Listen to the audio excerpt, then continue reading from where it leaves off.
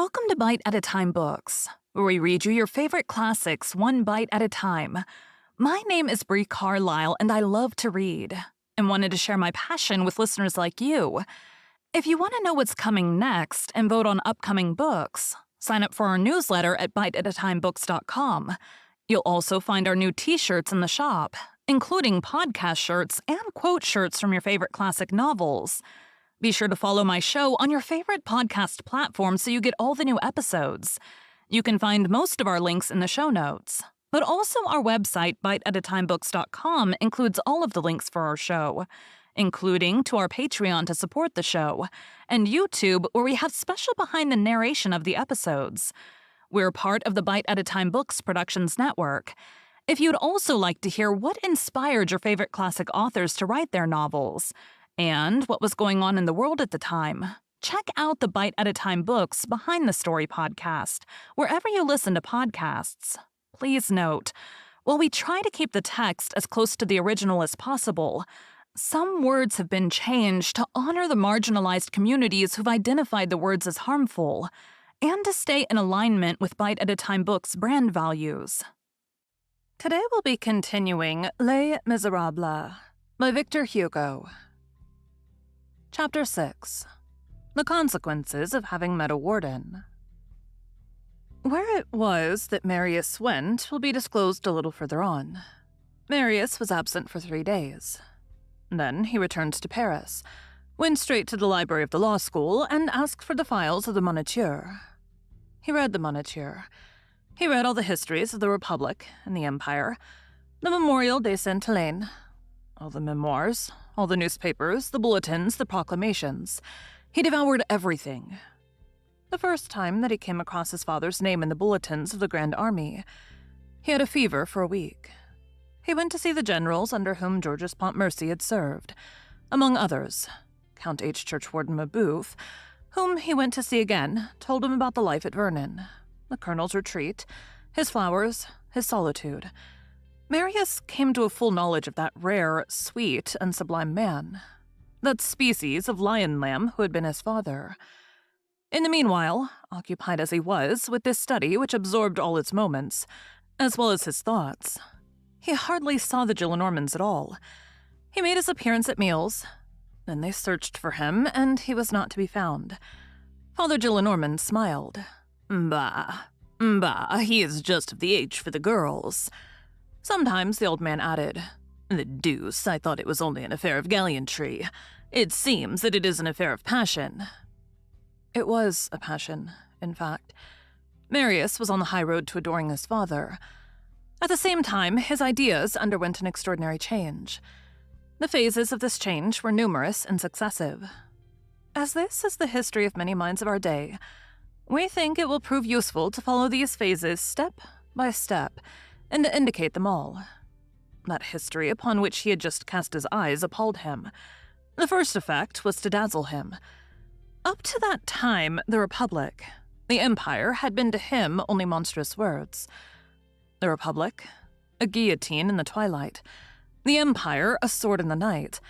He had just taken a look at it, and where he had expected to find only a chaos of shadows, he had beheld, with a sort of unprecedented surprise mingled with fear and joy, stars sparkling, Mirabeau, Vergniaud, Saint-Just, Robespierre, Camille, Desmoulins, Danton, and a sunrise Napoleon.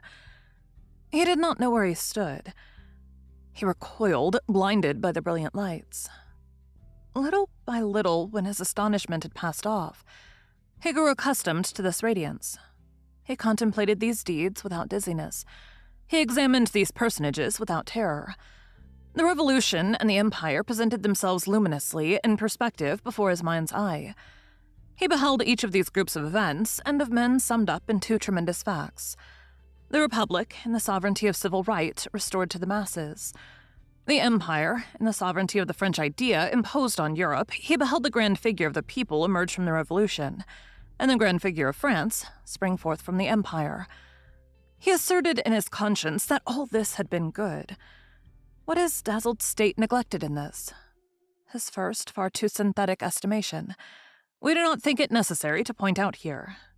It is a state of a mind on the march that we are recording. Progress is not accomplished in one stage. That stated, once for all, in connection with what precedes as well as with what is to follow, we continue. He then perceived that up to that moment, he had comprehended his country no more than he had comprehended his father. He had not known either the one or the other, and a sort of voluntary night had obscured his eyes.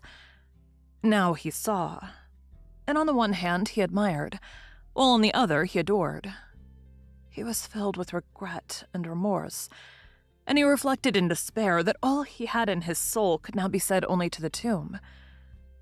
Oh, if his father had still been in existence, if he had still had him, if God, in his compassion and his goodness, had permitted his father to be still among the living, how he would have run, how he would have precipitated himself, how he would have cried to his father, "Father, here I am, it is I have the same heart as thou, I am thy son." How he would have embraced that white head, bathed his hair in tears, gazed upon his scar, pressed his hands, adored his garment, kissed his feet. Oh, why had his father died so early before his time, before the justice, the love of his son had come to him? Marius had a continual sob in his heart, which said to him every moment, alas. At the same time, he became more truly serious, more truly grave, more sure of his thought and his faith. At each instant, gleams of the true came to complete his reason. An inward growth seemed to be in progress within him. He was conscious of a sort of natural enlargement, which gave him two things that were new to him, his father and his country. As everything opens when one has a key, so he explained to himself that which he had hated. He penetrated that which he had abhorred. Henceforth, he plainly perceived the providential, divine, and human sense of the great things which he had been taught to detest, and of the great men whom he had been instructed to curse. When he reflected on his former opinions, which were but those of yesterday, and which, nevertheless, seemed to him already so very ancient, he grew indignant. Yet he smiled. From the rehabilitation of his father, he naturally passed to the rehabilitation of Napoleon. But the latter, we will confess, was not effected within labor. From his infancy, he had been imbued with the judgments of the party of 1814 on Bonaparte. Now, all the prejudices of the Restoration, all its interests, all its instincts tended to disfigure Napoleon. It execrated him even more than it did Robespierre. It had very cleverly turned to sufficiently good account the fatigue of the nation and the hatred of mothers. Bonaparte had become an almost fabulous monster, and in order to paint him to the imagination of the people, which, as we lightly pointed out, resembles the imagination of children, the party of 1814 made him appear under all sorts of terrifying masks in succession, from that which is terrible, though it remains grandiose, to that which is terrible and becomes grotesque, from Tiberius to the bugaboo. Thus, in speaking of Bonaparte, one was free to sob or to puff up with laughter, provided that hatred lay at the bottom. Marius had never entertained about that man, as he was called, any other ideas in his mind.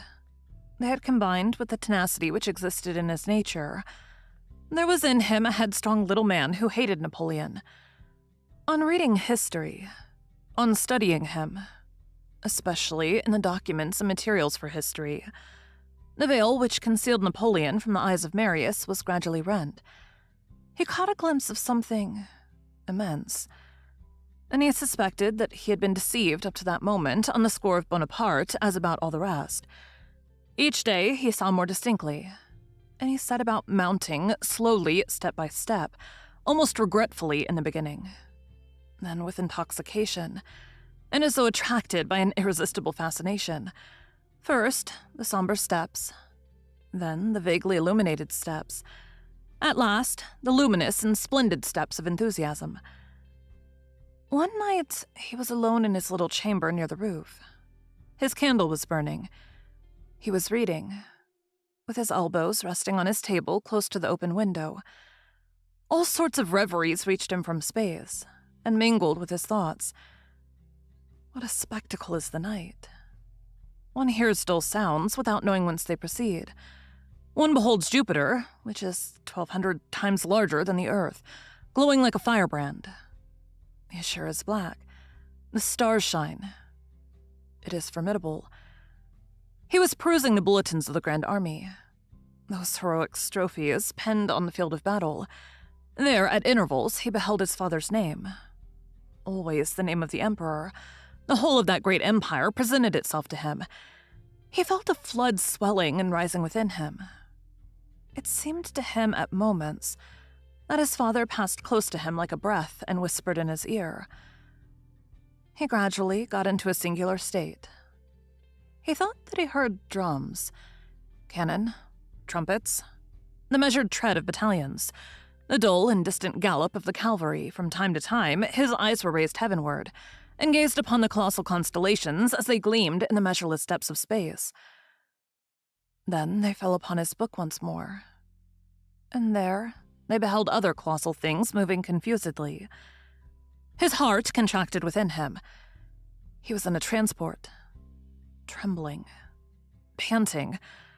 All at once, without himself knowing what was in him and what impulse he was obeying, he sprang to his feet, stretched both arms out of the window, gazed intently into the gloom, the silence, the infinite darkness, the eternal immensity, and exclaimed, "Long live the Emperor!"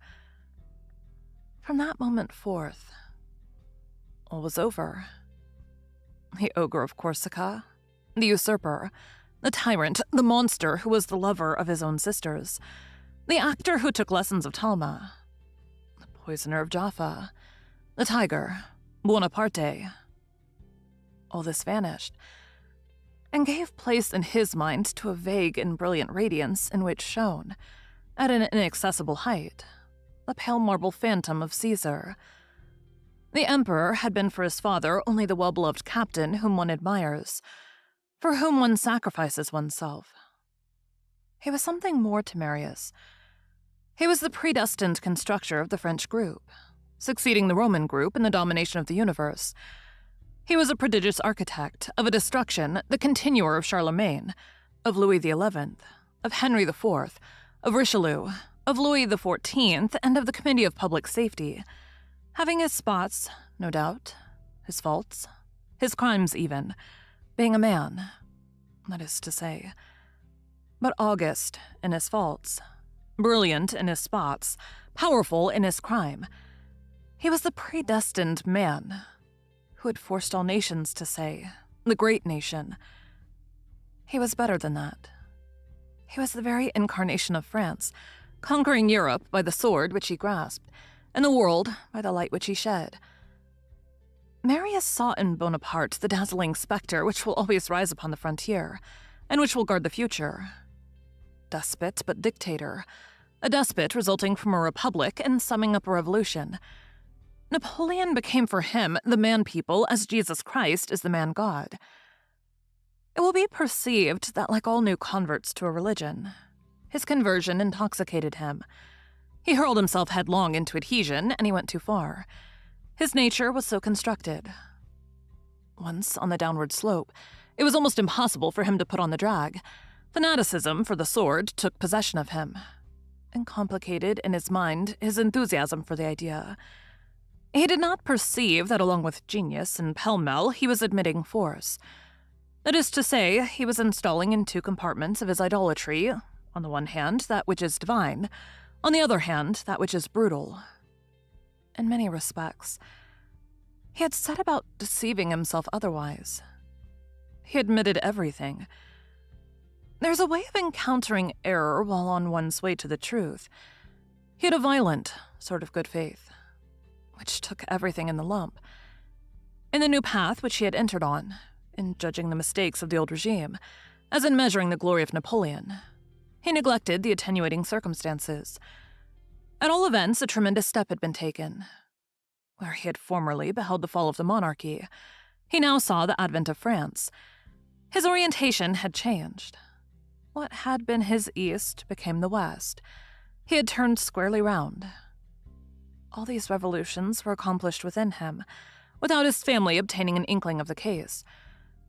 When during this mysterious labor he had entirely shed his old Bourbon and ultra skin, when he had cast off the aristocrat, a Jacobite, and the Royalist, when he had become thoroughly a revolutionist, profoundly democratic and republican. He went to an engraver on the Quai des Orfèvres and ordered 100 cards bearing this name, Le Baron Marius Pontmercy. This was only the strictly logical consequence of the change which had taken place in him, a change in which everything gravitated round his father. Only, as he did not know anyone, and could not sow his cards with any porter, he put them in his pocket.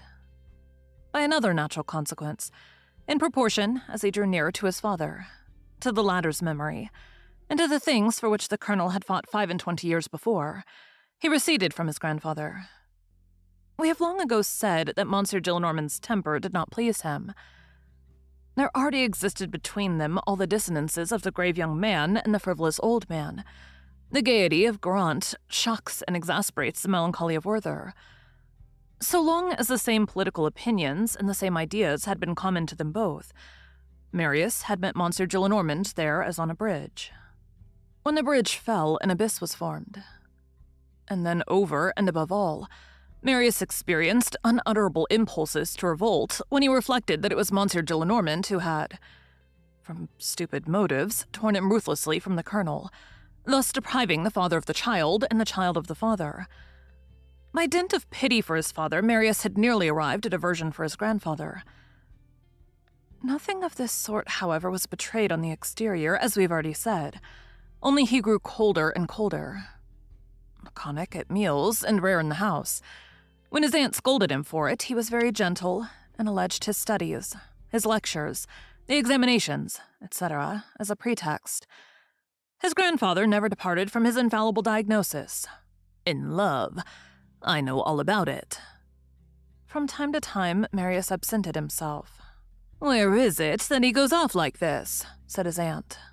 On one of these trips, which were always very brief, he went to Montfermeil in order to obey the injunction which his father had left him, and he sought the old sergeant to Waterloo, the innkeeper Thénardier. Thénardier had failed. The inn was closed, and no one knew what had become of him. Marius was away from the house for 4 days on this quest. "He is getting decidedly wild," said his grandfather. They thought they had noticed that he wore something on his breast, under his shirt, which was attached to his neck by a black ribbon. Thank you for joining Bite at a Time Books today, while we read a bite of one of your favorite classics.